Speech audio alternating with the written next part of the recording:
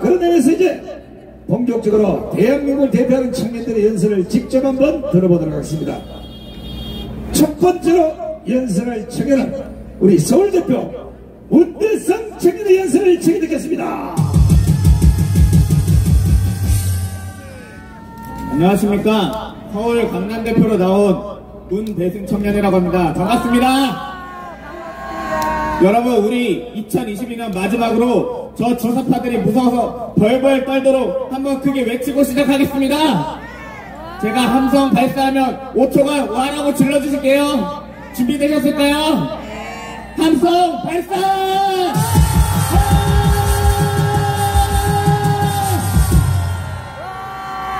이번에는 다가올 2023년에도 열심히 달려가서 총선 200석 이상 완성하시겠다는 분들만 소리 질러볼게요. 다들 준비되셨을까요?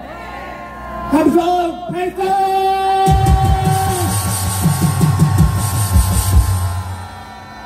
여러분, 이번 주 월요일에 우리나라 영공에 북한 무인기가 침입했다는 소식을 들으셨을 겁니다. 이재명이 그랬죠. 아무리 나쁜 평화라도 전쟁보다 낫다. 제가 주사파 여러분들께 묻겠습니다. 이렇게 북한이 나오는데도 평화가 지켜질 것 같습니까? 이렇게 불법적인 일을 잘 가는데도 평화가 지켜질 것 같습니까? 함께 외쳐보겠습니다. 주사파를! 주사파를! 이번에 원인을 조사해보니 2017년에는 드론에 대한 훈련이 아예 없어졌다고 합니다. 무인 드론의 예산이 무려 50%나 감소했고 금액으로 봤을 때 400억 원 이상의 금액이 감소하였다고 합니다. 일본의 한반도 전문가 마키노 요시히로 교수는 만일 북한이 김정남 암살 때 사용한 VX 가스를 150kg만 탑재해서 공격을 했으면 한국 인구의 3배인 1억 5천만 명을 죽일 수 있다고 합니다. 여러분, 2017년에 대통령이 누구였습니까? 누구였습니까? 이거 이대로 둬도 되겠습니까? 한번 외쳐볼까요? 문재인 깜빵으로! 문재인 깜빵으로! 이재명 깜빵으로! 이재명 깜빵으로! 이렇게 간단한 사실인데 아직도 절반의 국민들이 모르고 주사파에게 속고 살고 있습니다. 이것을 되돌리기 위해선 어떻게 해야 될까요? 바로 자유마을을 완성해야 하는 것입니다. 자유마을이 완성된다면 국민들이 더 이상 주사파에게 속지 않는 환경이 조성되고 경제 생태계가 만들어지고 교육 환경도 달라질 것입니다.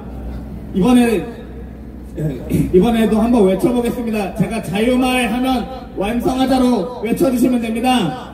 외쳐보겠습니다. 자유마을! 자유마을!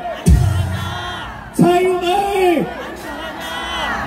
전광훈 목사님께서 말씀하신 대로 우리가 하는 일은 혁명이고 역사적인 일입니다.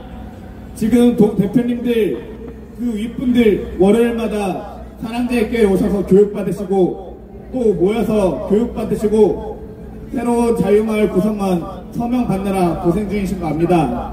하지만 조금만 더 힘을 내어주십시오.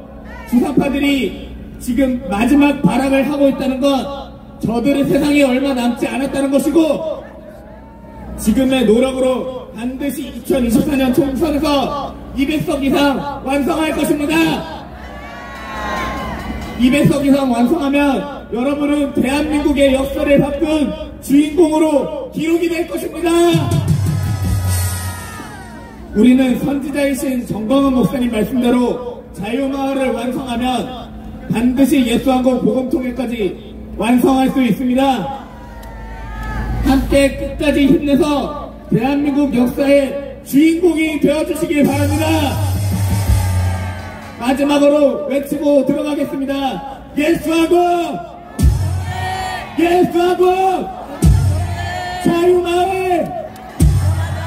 자유마을! 네, 감사합니다. 네, 수고하셨습니다. 야, 청년들이 해박한 지식을 갖고 국민들에게 이런 말을 할 줄 알아야 우파 청년이 될 수 있는 거예요. 좌파 청년들은 대가리 속에 우동이 들어서 처먹고 하는 짓거리가 이태원 가서 할로윈인가 지랄인가 하고 뒤지고 나면 또 그걸 정부에다 돈 내라고 지랄 발광을 떨고 이런 나라 꼬라지 안 되는 겁니다. 이게 다 교육의 문제가 교육에. 여기 계신 강화문 강정의 우리 어르신들은 하도 교육을 많이 받아서 이제 귀에 딱지가 앉았기 때문에 여러분들이 이제 여기 올라와서 교육을 시켜주게 되어버렸어요. 맞습니다. 자, 이번에는 전라북도 대표 우리 김시원장의 연설을 청해 듣겠습니다.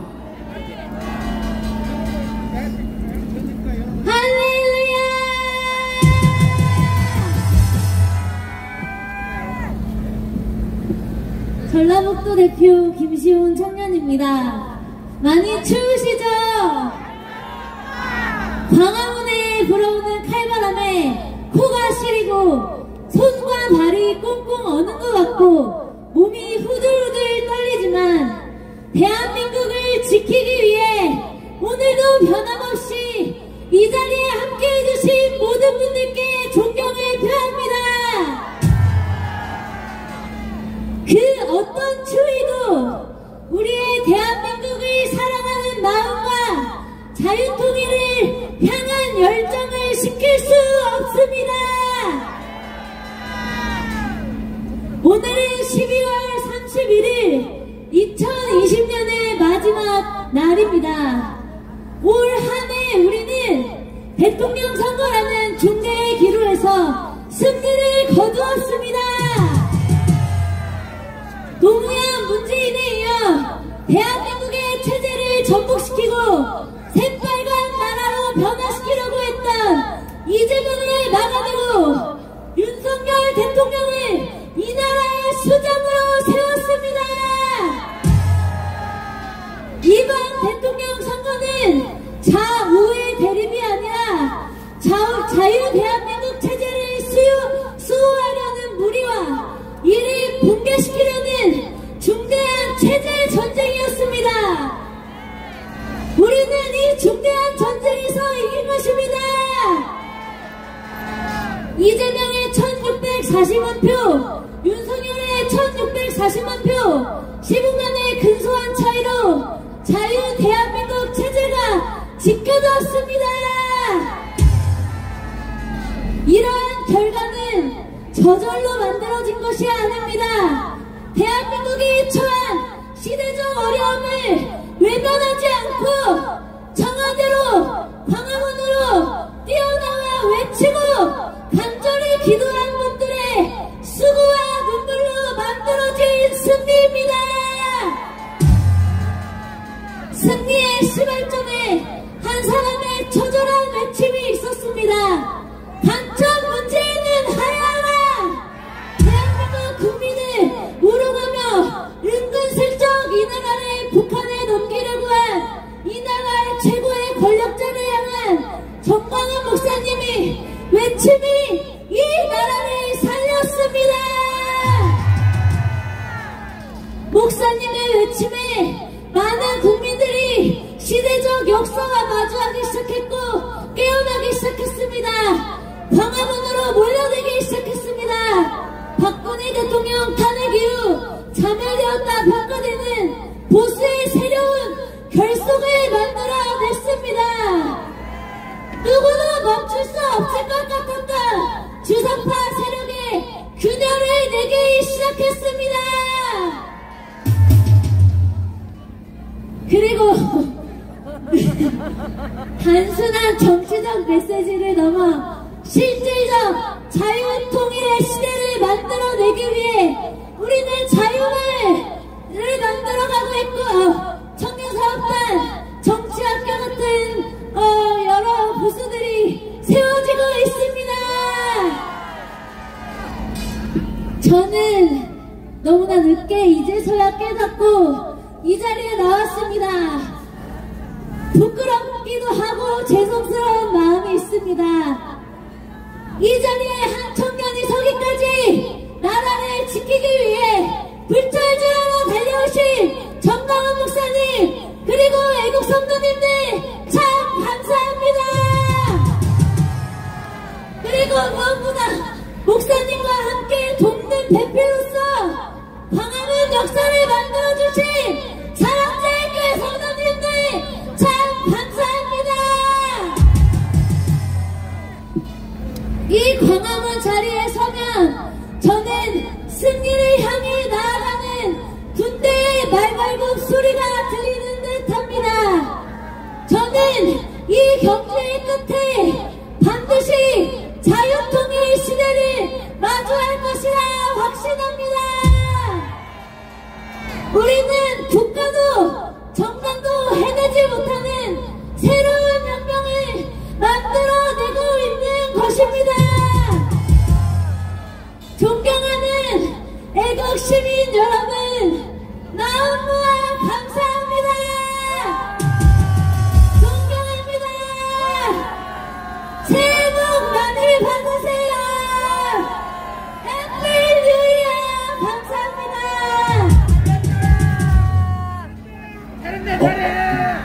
아유, 떡소리 나고, 떡소리 나고.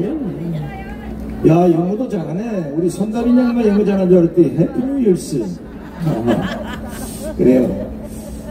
자, 전라북도에서 저런 청년들이 이 자리에 서기까지는 상당한 고민을 했을 거라고 봅니다. 뭐 서울이야 섞여 있어서 잘 모르지만 전라도 지방에 왕따 당할 수 있어요. 그런데 지금 제가 전국을 돌아본 결과 전라도에 완전히 지금 기적이 일어나고 있습니다. 우리가 문재인, 노무현, 김대중을 따라 나섰던 걸 후회하는 사람이 상당히 많아지고 있다는 겁니다. 자, 김대중 정권 때 여러분 아시다시피 주민등록을 다 고쳐서 본적을 바꿀 수 있는 기회를 줬어요. 제일 많이 바꾼 동네가 전라도 지역 사람들인데 이 사람들이 본적을 전부 서울로 바꿨어요. 제가 사는 동네가 좌파가 제일 많은 성북구인데 식당에 가면 이렇게 됩니다. 몇 사람이 둘러앉아서 대화를 합니다. 우리 윤영구 씨 잘 들어요. 아따 스님 오늘 어물나게 맛있구만. 어디 어째했을까? 또 뒤에 한 놈이 또 와서 아따 뭐 이조냐? 허물나게 왔는디요. 이러다가 저가 딱 들어가면 안녕하세요. 아주머니 여기 부침개 하나 더 주세요. 이야, 우린 죽었다 깨어나도 그렇게 못합니다. 자기 고향을 버리고 때가 되면 또다시 전라도 행세하는 이런 자들이 바로 주사파입니다. 주사파. 자, 이번에는 공연이 있을 텐데 오늘 보시다시피 무대가 작아서 요 아래에서 공연을 할 텐데 앞에 분들은 절대 일어서지 마세요. 돈이 없어서 무대가 자꾸 줄어들어요. 오늘 여기 연말인데 주머니 다 털어서 주고 가시는 무대가 다시 늘어납니다. 자, 우리 열방 제자교회 공연단의 공연을 큰 박수로 치게 되겠습니다. 이야!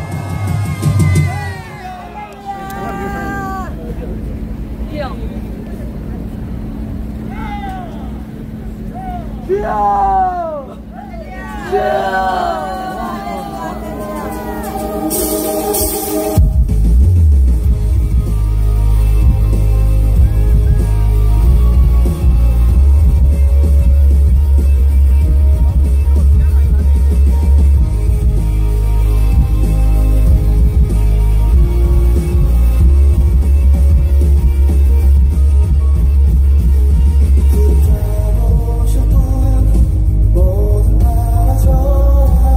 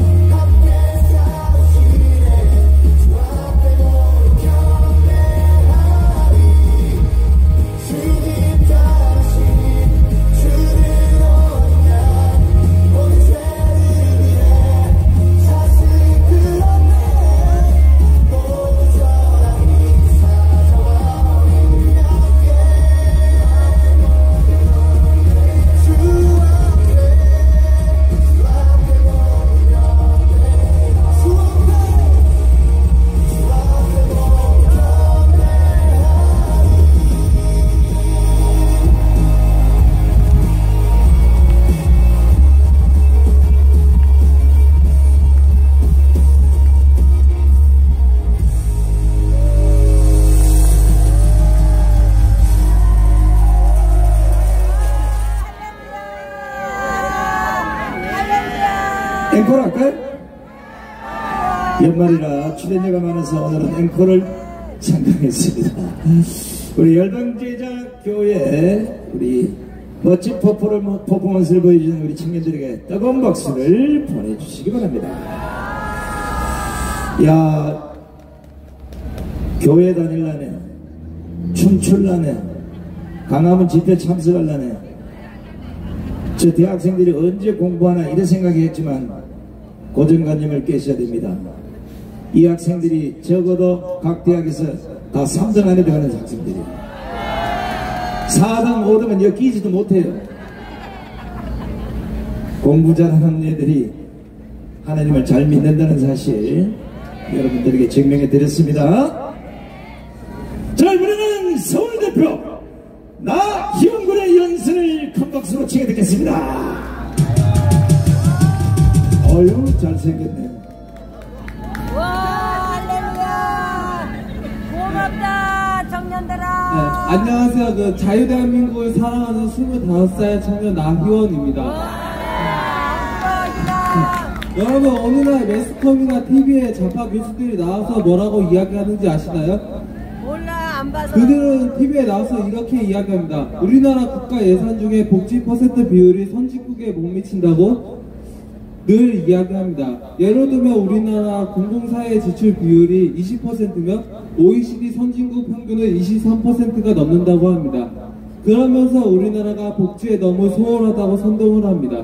아니에요. 여러분, 그런 소리는 죄가 없는 사람들이나 하는 이야기입니다. 진짜 훌륭한 지도자나 훌륭한 교수들이면 이렇게 이야기할 것입니다.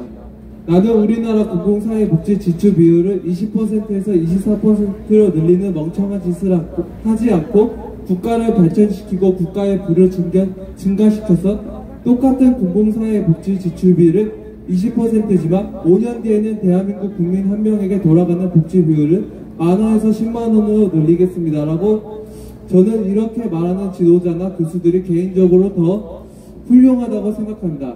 저는 맞습니다. 이런 분이 박정희 대통령이라고 개인적으로 생각합니다. 네. 여러분, 좌파들은 이렇게 통계나 숫자로 사람들의 감정을 현혹시키고 이성적인 판단을 못하게 하고 피해의식을 심어줍니다. 대표적인 예가 페미니즘이죠. 좌파들은 여성들에게 이렇게 이야기합니다. 대한민국 부자들은 대부분이 남자고 성범죄자 대부분은 남자들입니다. 자살 시도자는 여자들이 더 많고 여자들은 남자들보다 1원만큼 임금을 못 받고 있다고 이렇게 여성들에게 피해의식을 제대로 심어줍니다. 그런 논리로 따지면 남자들도 할 말이 많을 겁니다. 대한민국의 노숙자들은 대부분 남자들입니다. 대한민국에서 정말 못 사는 최비층은 여자보다 남자들이 훨씬 많습니다. 대한민국에서 남자들이 빚을 사업을 하고 도전을 해서 상위 1%의 부자들은 남자들이 많지만 수면 아래 안 보이는 수치에서는 사업에 실패해 자살을 하거나 노숙자 신세를 지거나 건설 현장에 떠돌아다니는 사람들은 남성분들입니다. 직장에서 산업재해로 죽는 사람들 대부분이 남성들입니다. 여자들은 자살 시도를 많이 하지만 남자들은 정말 자살로 목숨을 잃는 경우가 여자보다 훨씬 많습니다. 그리고 임금격차 이야기하시는데 이거 차이가 날 수밖에 없습니다. 여자보다 남자가 이과나 공대를 많이 지향하고 여성분들은 하이트칼라 직장을 선호하지만 남성분들은 블루칼라 직장을 선호합니다. 임금 차이가 날 수밖에 없습니다. 맞습니다. 근데 사실 이게 무슨 소용이겠습니까? 이게 무슨 시간 낭비이겠습니까? 서로 사랑하기에 부족한데 이게 무슨 시간 낭비입니까? 2차 세계대전이 끝나고 기자 한 분이 나치 아우슈비츠 수용소에 석방된 사람에게 이렇게 물었다고 합니다. 당신은 나치가 믿지 않습니까? 독일인이 믿지 않습니까? 그는 어떻게 이야기하는지 아십니까? 저는 독일인이 믿지 않습니다. 그 사상이 미울 뿐입니다. 라고 이렇게 괜찮아요. 와, 그런데 신앙이에요. 대한민국이. 예전에 책에서 이 이야기를 본 적이 있습니다. 이 이야기를 했던 사람처럼 우리는 자신에게 성범죄를 저질렀던 한 사람에게 합당한 형사사 처벌을 가하는 거에 그쳐야지 그 사람이 남자라고 모든 남자를 미워할 필요는 없다고 생각합니다. 남자도 마찬가지고요. 오늘날 대한민국을 살아가는 국민들은 숫자에 너무 매달리고 집착하고 있습니다. 통계가 진리가 되어버린 시대입니다. 예를 들면 회계사 시험에 사람을 100명 뽑는데 합격한 사람 99명이 서울대 출신이고 1명이 지방대 출신입니다. 그러면 대부분 지방대 출신들을 이렇게 이야기할 것입니다. 나는 할 수 없어. 회계사 시험은 서울대 출신들이나 되는 거야. 이렇게 말하면서 도망칠 겁니다. 하지만 우파의 정신을 가지고 있고 여기 나와 있는 대한민국의 전반적인 기틀을 가진 산업화 출신 어르신분들은 이렇게 이야기할 것입니다. 내가 비록 지방대 출신이지만 나와 똑같은 자리에서 회계사 시험 합격한 사람처럼 나도 도전해보고 싶다고, 부딪히고 싶다고 이렇게 이야기할 것이다. 저는 이게 우파의 정신이고 세계 챔피언이었던 대한민국을 세계 10위권 국가로 만든 원동력이라고 생각합니다. 원래 어린왕자의 어린이들 숫자를 좋아해 이야기하고 끝내려고 했는데 그것보다 저의 이야기를 하는 게 더 좋다고 생각해 잠시 저의 이야기를 하겠습니다. 저는 태어나자마자 고아원에 보내지는 고아입니다. 저는 어렸을 때부터 우파적 생각들은 가졌지만 단 한 가지 낙태는 찬성했습니다. 낙태를 찬성했던 이유는 고아원에서 생활은 좋았지만 학교에 가면 애들과 많이 비교되었습니다. 저도 애들처럼 학교 종례를 마치고 떡볶이를 먹고 싶었는데 돈이 없어서 친구들 먹는 모습을 구경하기 일쑤였습니다. 떡볶이뿐만 아니라 시설에서 부모님이 이혼하거나 아동학대로 온 아이들이 많았는데 그 아이들을 보며 너무 불쌍했습니다. 마지막으로 사회적 인식이나 통계, 시설에서 나오는 형들이 대부분 힘들게 사니까 차라리 안 태어났으면 좋겠다고 생각했습니다. 이런 것들이 쌓여 저는 고아로 태어날 바에 아니면 소위 말하는 개차반 부모님 밑에서 태어날 바에 안 태어나는 게 더 좋다고 생각했습니다. 잠시 낙태를 찬성했다가 제가 생각을 바뀌게 된 계기를 시로 쓴 게 있는데 읽어드리겠습니다. 나에게는 부모도 없고 희망도 없다. 간사조차 할 마음도 없다. 보잘것없는 나에게도 소중한 존재라고 말해주는 사람들이 있다. 사람들이 아무리 나한테 소중한 존재라고 말해줘도 세상을 바라보게 되면 나는 다시 칠흑 같은 어둠 속으로 들어간다. 나는 왜 태어났을까? 나는 왜 혼자일까? 나는 왜 다를까? 어둠 속에서 등대를 만나려고 수만 가지의 질문들을 던져본다. 돌아오는 대답들은 절망과 혼란뿐이다. 혼란과 절망이 가득한 어둠이어도 뒤를 한번 돌아본다. 마음을 바꾸는 순간 나를 향해 미소를 짓는 작은 백합무 한 그루를 발견했다. 이 시점은 저는 살아오면서 방황도 많이 했지만 앞만 보다가 뒤를 한번 돌아보고 생각해보니까 슬픈 날보다 기쁜 날이 훨씬 많더라고요. 그리고 제가 비록 한국에서 고아로 태어났지만 세계의 기준으로 따지면 한국에서 태어났다는 이유로 세계 10% 안에 든 부자였습니다. 그리고 마지막으로 백합목이신 예수님을 발견한 게 제 인생의 최고의 가치였습니다. 그 다음에 마지막으로 이거는 자유마을 이겼습니다. 같이 세번 하면 좋겠습니다. 자유마을 이겼습니다. 자유마을 감사합니다. 네, 수고하셨어요. 오늘 이 많은 관중들 앞에 처음 출연했는데도 잘하죠?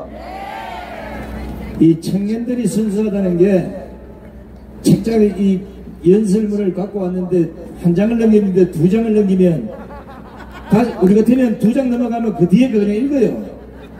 아버지가 가방에 들어가시다 파출소로 갔으면 가품 되는 거야. 다시 원상태로 그걸 또박또박 여러분 들려주려고 하는 저런 순수성이 청년들의 자산이 아니겠습니까? 우리 나유영 군에게도 큰 박수를 보내주시기 바랍니다. 자, 지금 사람들이 꽉 찼는데 이 차선은 그냥 함부로 미시면 안 됩니다. 사고날 우리가 있으니까 지금은 애국 경찰들이 다 나와 있기 때문에 적당히 영상 촬영을 통해서 꽉 차면 자동으로 열어줄 거니까 걱정하지 마시고 계시기 바랍니다. 소리를 질렀더니 목이 좀 트였어요.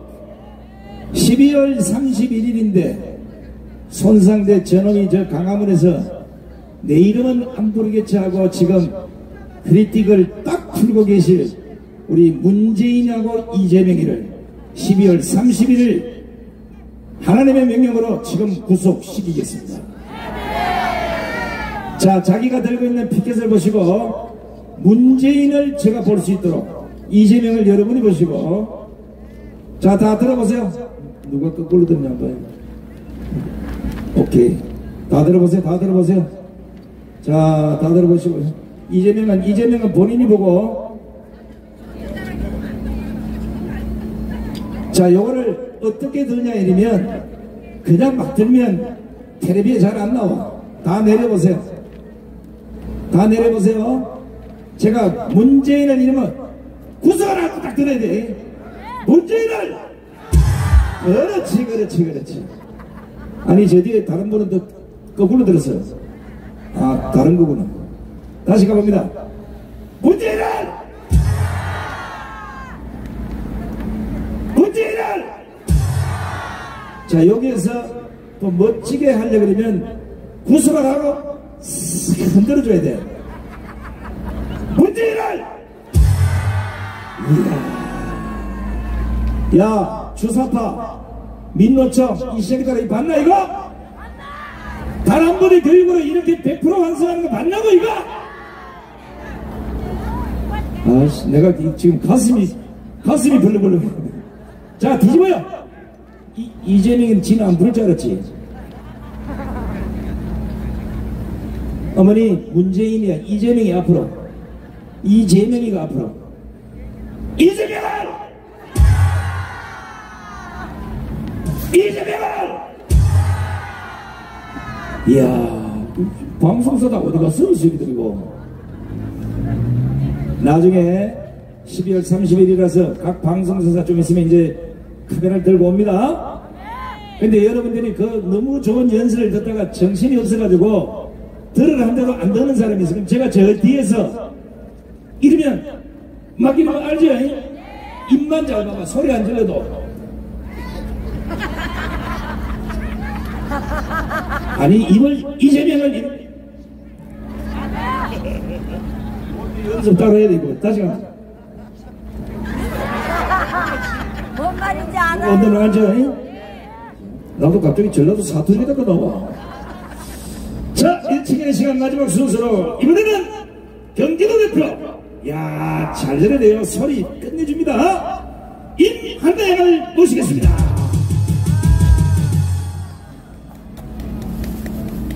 할렐루야. 안녕하세요. 임한나입니다. 2022년의 마지막 날 한 해를 마무리해야 하는 오늘도 이 자리에 함께 해주신 여러분께 진심으로 감사 인사드립니다. 더울 때나 추울 때나 변함없이 이 나라를 위해 싸워주신 여러분 덕분에 절체절명의 위기 가운데 놓여있던 대한민국이 살아났습니다. 저는 지난 10월 22일 처음 연사로 이 자리에 선 이후로 정말 많은 분들께 응원과 격려의 연락을 받았습니다. 이렇게 연락을 주신 분들께 정말 감사했는데요. 제가 모르는 분한테도 연락이 오더라고요. 근데 그럴 때는 조금 무서운 생각이 들었습니다. 요즘에는 이름이랑 전화번호만 알아도 그 한 사람의 신상을 알아낼 수가 있잖아요. 그래서 그 정보를 가지고 상업적으로 이용할 수도 있고 그 정보를 이용해서 또 금융거래를 유도할 수도 있기 때문에 개인정보를 유출된다는 게 굉장히 무서운 시대가 되었습니다.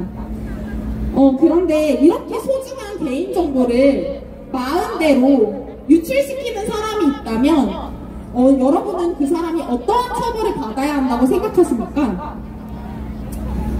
며칠 전 이재명이 자신을 수사하는 16명의 검사의 사진과 실명과 그리고 수사하고 있는 범죄 행위 등을 자료로 만들어서 전국에 배포한 바 있습니다. 사진 한번 보여주세요. 이렇게 개인정보를 다 전국에 배포한 거예요. 이재명에게 한번 물어보겠습니다. 도대체 어떤 의도로 이런 자료를 만들어서 전국에 배포한 겁니까? 안 돼요. 당신을 수사하는 사람은 기억해두겠다라고 협박이라도 하는 겁니까?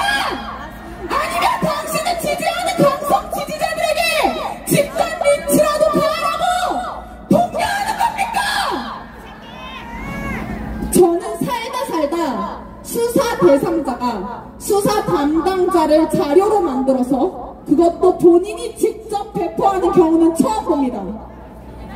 피의자 주제에 감히 자신을 수사하는 검사를 감히 개인정보를 저렇게 막 유출시키고 수사를 방해하고 있습니다.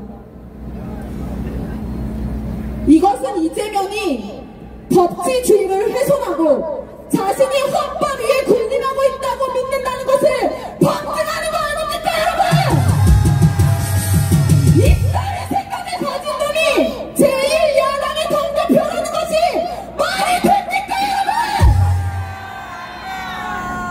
조국 수사 당시에 피해자의 인권을 운운하면서 포토라인에 조국 일가를 세우지 않았던 것을 모두들 기억하고 계실 겁니다. 피의자의 인권만 인권이고 범죄자를 수사하는 검사의 인권은 없습니까? 무슨 놈의 나라가 범죄자들만 인권 타령하며 보호해주고 범죄자를 잡는 검사들의 인권을 저렇게 개인정보를만 유출시킨단 말입니까? 이재명의 범죄 행위를 한번 보십시오, 여러분. 이 사진 한번 다시 보여주세요.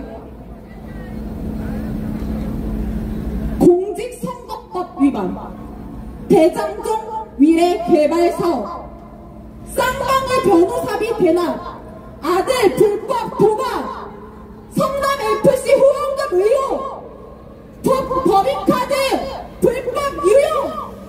여러분, 범죄 혐의가 한두 가지가 아닙니다.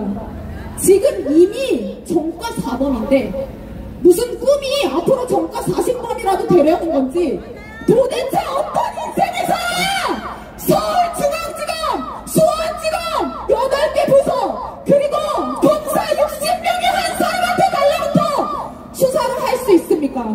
이런 인간이 이따위 인생에 사는 인간이 제1야당의 당대표라는 것이 말이 됩니까, 여러분? 이재명이 성남시장을 지낼 때 메르스 사태가 있었는데요. 그때 확진 판정을 받은 양성 판정을 받은 환자들뿐만 아니라 그 환자들을 치료하는 의사들의 신상까지 공개한 바 있습니다. 또 이재명이 경기도지사를 지낼 때는 코로나 사태 때 심천지의 명단을 강제적으로 확보한 바 있습니다. 질병 때문에 자신의 개인의 신상을 까발린 것도 크나큰 범죄입니다. 그런데 이번에는 자신을 수사한다는 이유로 질병 때문도 아니고 그저 자신을 공격한다는 이유로 저렇게 개인 정보를 막 유출하고 있습니다. 이것이 바로 이재명의 민낯입니다. 이따위 짓을 하는 놈이 제1야당의 당대표라는 것이 말이 됩니까, 여러분? 재범 가능성이 있는 경우에는 구속 수사를 하는 것이 원칙입니다. 지난 28일 검찰 출석 통보에도 불구하고 이재명은 이를 불응하였습니다. 이런 사람을 그대로 둬야 되겠습니까, 여러분? 이재명은 이런 2일에 문재인을 만나러 간다고 합니다. 간첩만 만나러 갈 시간은 있고 검찰 출석을 할 시간은 없는 저 따위 인간을 그대로 둬서야 되겠습니까, 여러분? 절대로 안 될 것입니다. 이재명을 반드시 구속 수사해야 할 것입니다. 여러분 모두 피켓을 들어주십시오. 우리 함께 외쳐보겠습니다. 이재명을 구속하라! 이재명을 구속하라! 감사합니다. 새해 복 많이 받으세요. 잘하죠? 자, 우리 이만대님이 잘한다고 생각하면 소리를 한번 질러보시기 바랍니다.